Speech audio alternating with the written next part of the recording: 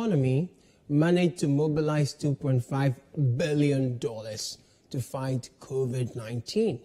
But out of that $2.5 billion, only 5.5 million Ghana cedis, $1 billion, million cedis, million. Only 5.5 million Ghana cedis from the $2.2 billion was actually spent on COVID-19 and health issues proper. The rest of the money all.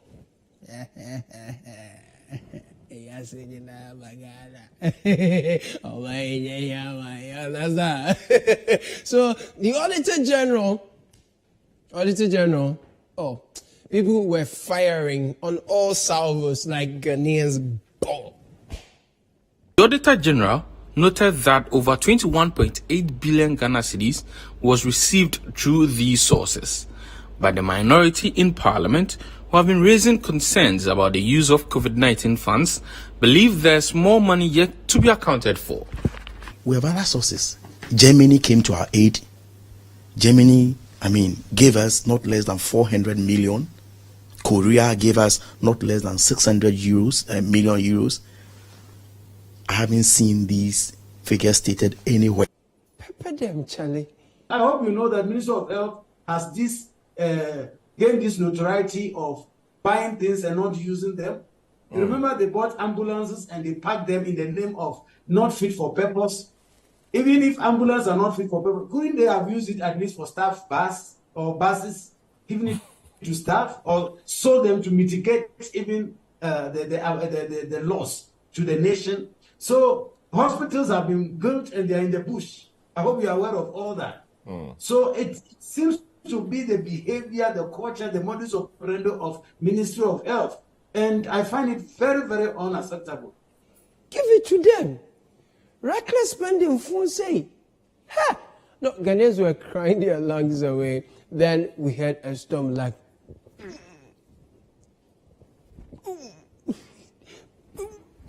No, a lawsuit that shook the foundations of First Atlantic Slave Trade Ship. Just say, the ship has been on the verge of capsizing, all because of Sementia. Understand? They say Deacon has gone to do and is demanding this thing. To be honest, I was really confused, Charlie. The National Service, some people have enjoyed before. People have been saying 599, they've been crying. Somebody has been getting more than 3,000. Under civic and things. Now, I really don't know the details of the story. But people say the summary is that Deacon wanted to give his side chick a haircut.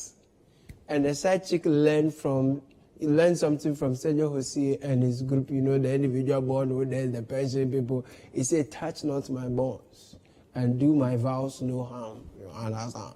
As we speak, fire service has been sent to the last Atlantic slave trunk. Since the fire broke, it is still burning. Still, the fire is blazing. Along the line, so that was some concern news online, okay? Along the line, the news moved from the deacon to two senior men of God, Archbishop and Senior Bishop. They are both part of the National Cathedral Board of Trustees, yeah. The National Cathedral project has been a subject of controversy since its inception. A recent expose by Member of Parliament for North Tongue Okujeto Ablakwa on alleged conflict of interest of a member of the Board of Trustees, Reverend Kusi Boateng, leaves more questions than answers about the project. Even amongst members of the Board of Trustees, concerns have been raised. The leader of the United Denominations, Bishop Doug Heward Mills, recently resigned from the board, whilst Archbishop Duncan Williams and Reverend Eastwood Anaba have both called for the suspension of the project and for an independent audit to be conducted into its financing. You know what? In all my adult life, I've never seen one project divide like revered men of God in Ghana like this Akpafo-Addo project before. Now, what I loved in the letter was not the fact that the men of God are asking for the project to be suspended pending an audit. It is the spiritual diction of the letter. It says the project should be suspended until the atmospherics. I love it. There is power in it. Well, it's been a while we pray for the city to stabilize, you know. It looks like every other day a new scandal drops the National Cathedral project. Like the way Ibrahim Mahama uses jute sacks to, you know, drop monuments across the world. You know, he says that he collects smokes like fugu, some of them from chiefs in the north, as work of art and history and things like that. And then he went on to explain that when he goes to collect these things from the locals, some of them often smear the smoke with their excreta or they spray urine on it to disconnect their soul from the smoke. Now imagine that. Scandals smeared in corruption excreta used to drop. National Cathedral projects. Kwanda has Bible Museum and Jesus' baby Scott and says, yo. I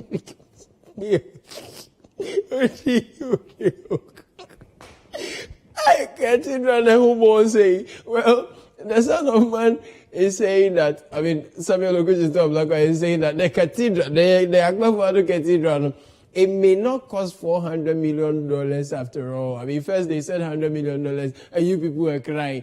$400 million and you people are crying yourselves hoarse. According to the Son of Man, who forgot to attend this interview with his horns. Because apparently these days he's become some devil of a sort. President Akpafuado's personal pledge to the Lord, you know, looking at the extrajudicial spendings, you know, it may end up costing fellow Ghanaians $1 billion. Say $1 billion. $1 billion. $1 billion. And now guess what? I have done the analysis.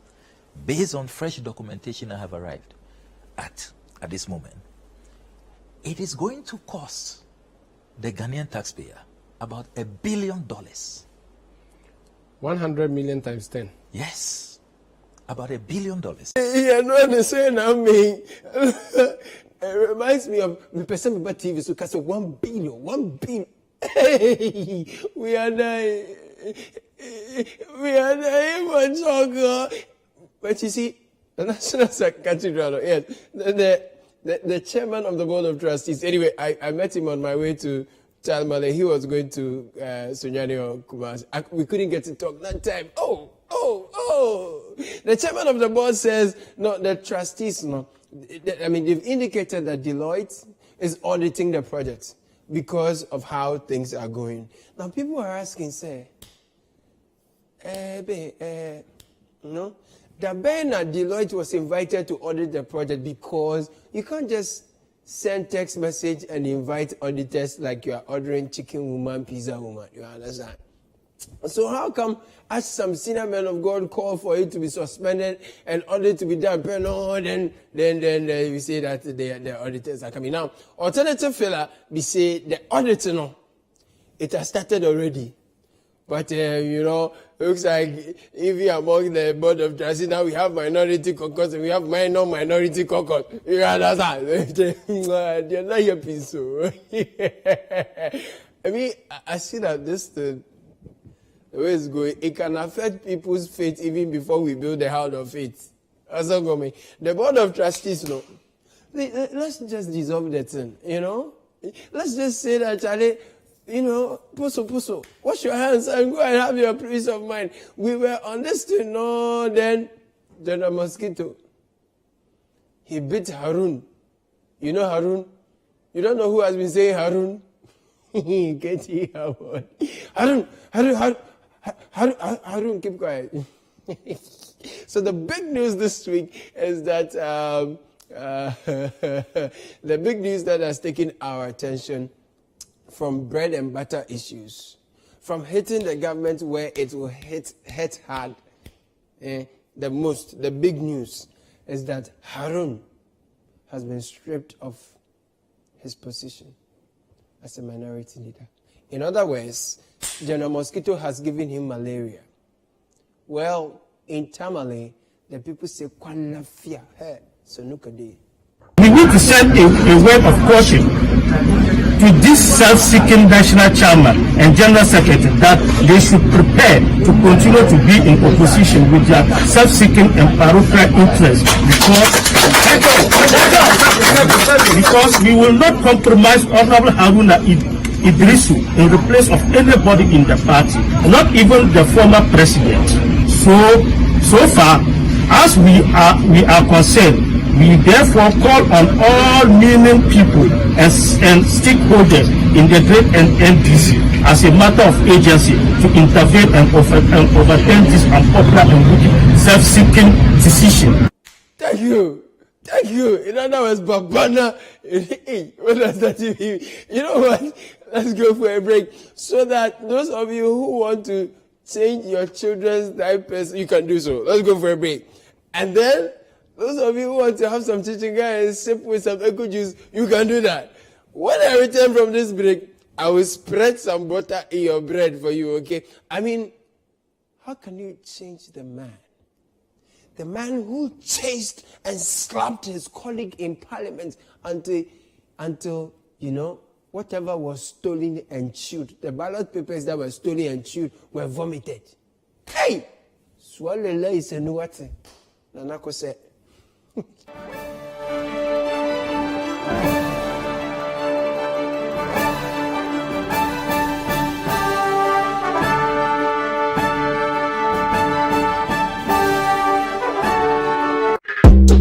It's City on the Go. You don't have to miss any of your favorite television and radio shows on City TV and City FM. Enjoy thrilling content from your world of great television and relevant radio at your convenience. Subscribe to CityTube on YouTube. Turn on your notification button and receive prompts on our live streaming sessions and new content uploads. For easy access to the CityTube page, scan the barcode on your screens. Subscribe to the CityTube page and voila! Unlimited content awaits you. Don't forget to subscribe to CityTube for amazing content from City TV and City FM.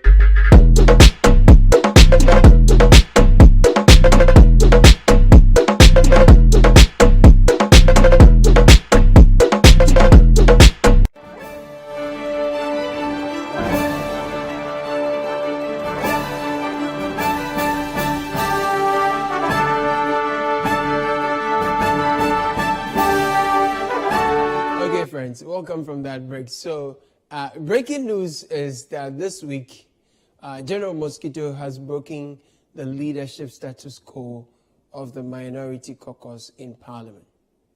Funny enough, a day before that Mosquito bite, Honorable Haruna Idrisu was talking to Evans Mensah, talking big.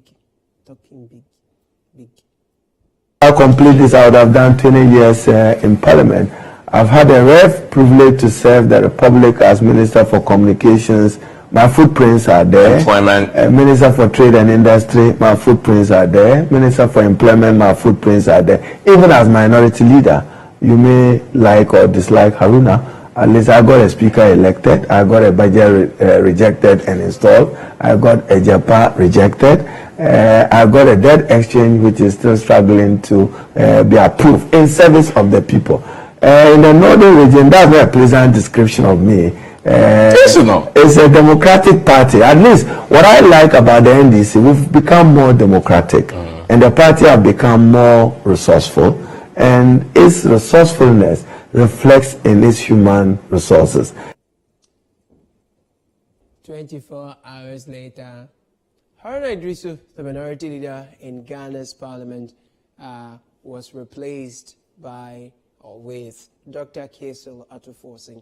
And Fifi Kwete says, we got our minds made up. Haruna, you are not coming back. We, early next week, on Tuesday, we'll be having a broader conversation with the caucus as a whole. And that conversation is one that would basically confirm the decisions that have been taken. in terms of explaining the way forward, I mean, for us as a party, and the best way to be able to make sure we deliver the mandate. In fact, the General Secretary himself, now the chairman of the NDC, I was casting the news on radio this weekend. I read chairman of the NDC, Johnson and Seydou Ketia. My man was being like, anyway, Chairman General Seydou Ketia say, he be the coach.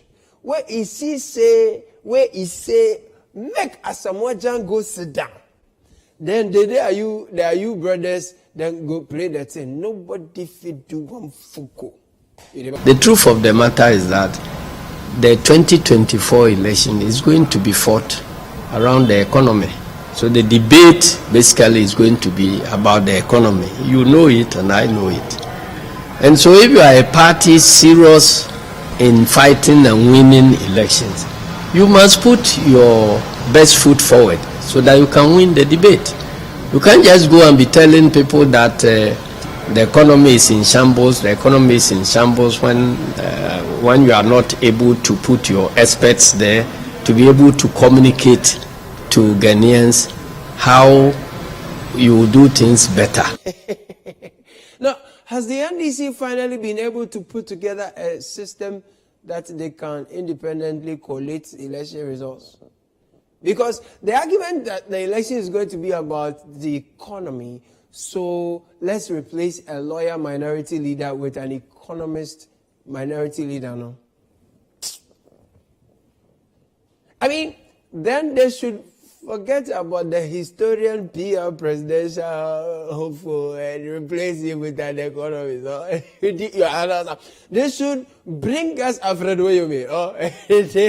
At least he's one of the most successful businessmen the NDC has produced. You don't agree?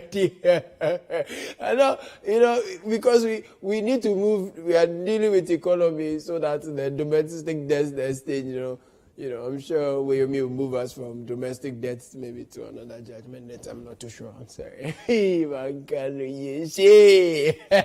Perhaps General Mosquito himself should relinquish his position as chairman so that Ibrahim Mahama, the politician's brother, will take over. Or the RSG guy. But these are serious economic people, the NDC, or it's not okay. And I'm also cement block businesses, so this economy is good. Oh, okay. I frankly don't think Ghanaians need to be reminded that Akufo-Addo has mismanaged the economy and is now taking their monies to pay debts we can't be sure of whether it will be used for the debt payment. So, if anything at all, what the NDC should be busy with is how they can assure Ghanaians that they are competent enough to at least, first of all, independently collate election results instead of later going to Supreme Court to go and dig on calculator and tell us Kukwanasi stories. Somebody went to take Chocomilo, another took biscuits, and now they didn't give somebody tea. You get me? But this one, the opposition alone, the opposition from the minority alone, It is shocking for parliamentarians to be told that leaders are choosing for them. I have served, this was my third term in the leadership. There was not a single time that I was choosing two that I've been appointed as so and so to serve in any capacity in parliament. And we know the natural justice, and the laws of our country. If you cannot write a letter to appoint, how can you write a letter to disappoint? We don't want this controversy at this time, or the letter to dismiss. Anyway, Mutaka, sorry, because Ogwefu, Elembelefu, Orokodo, as a whole move, he will like it.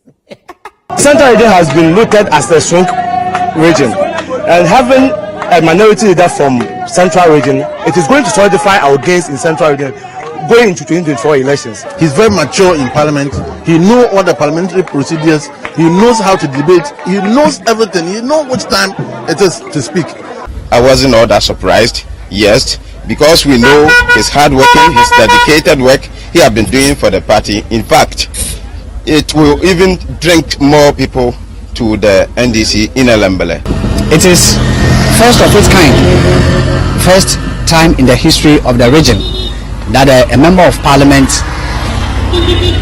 being elevated to this height. Sharp. As a power of fear, oh yeah. But as I see people's, well, guys, take heart, okay? Because very soon, both Muntaka and Haruna, the honorables, will be sitting at the back. A chair for Munyan Bako. Somebody will be stripping them in. Like, the only, well, will you assure this? Last week, I assured this house I was going to have a haircut, but they say Brenya people are not part of the government haircut. The haircut, no. Brenya for Yankaho. So I can't assure this house of nothing. I can't.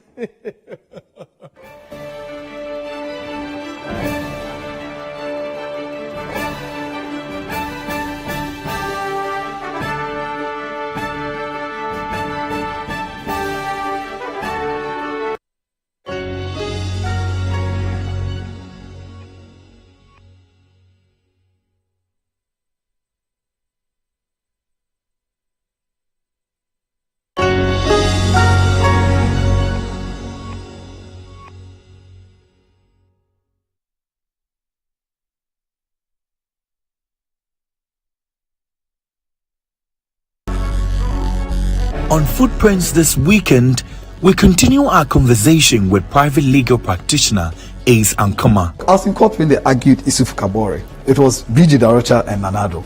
It was a joy. BG Darocha locking horns with Nekufado. Those were sights to behold. You love to be in court to see the arguments of and the law and you know this, Mr. President, showboy. Oh please, look. He would put his handkerchief here, one white handkerchief, one white handkerchief there. Sometimes when his thing comes, he puts his foot on the bench. The bench will sit on the nice, so stop him and listen.